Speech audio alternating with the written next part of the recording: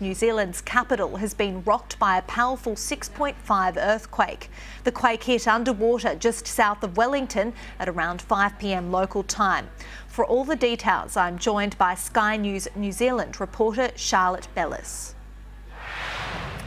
Good evening. Well, since that first large quake you spoke of, the 6.5 that happened at 5:05, there have been dozens of aftershocks. The 6.5, as you said, 10 kilometres deep, happened 30 kilometres east of Seddon, which is Marlborough, the top of the South Island, but of course very close to Wellington in the Cook Strait. It was felt as far south as Christchurch, as far north as Te Awamutu. To talk about infrastructure just quickly, I can update you that originally flights in and out of Wellington were suspended while they checked the runway. There were talk of diversions, although I can tell you flights have begun again. They are landing at Wellington Airport and taking off. As far as Civil Defence, they're still evaluating their reaction, but there are no reports of any injuries, which is great news. However, there are widespread reports of damage, lots of glass breaking, things falling off shelves, the images you can see here, a lot of things broken. No tsunami warnings have been issued, even though it did happen underwater in Cook Strait. No tsunami warnings issued.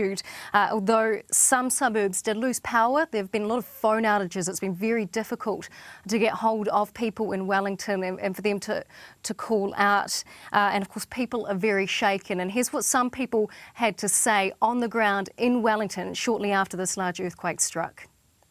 Yeah, people were kind of a little panicked, just wondering whether it was going to be a big one or how long it was going to last. It leaves you with that sick feeling, at apprehension, like we thought Cuba Street, what a terrible place to be during an earthquake.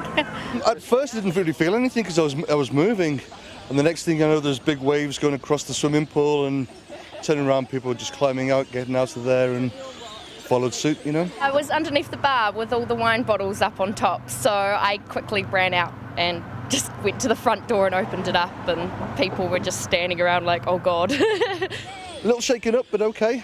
You know, it's okay now that my wife and kids are all good. That's good.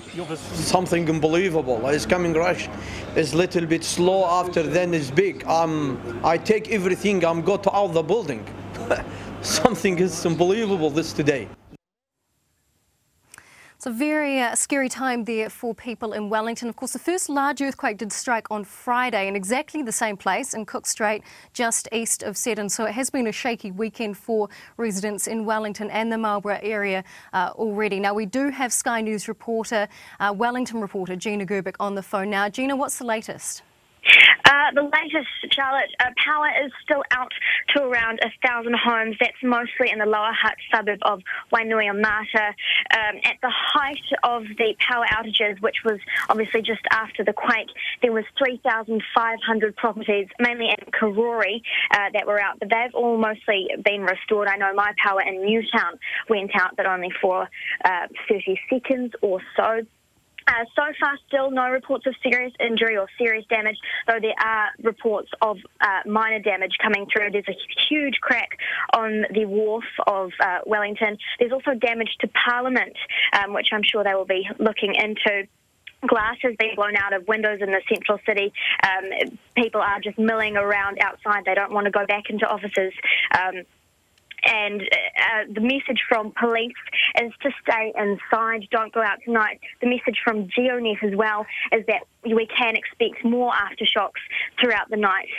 So the message is be prepared. I know a lot of people will be trying to head off to the supermarket to get supplies, but the message is to stay inside, and we will, of course, be staying across what happens throughout this evening. And Gina, can I just ask quickly, when this big quake struck, I mean, you've had a weekend full of aftershocks after that big one on Friday. What went through your head as that big quake came through at 5:05?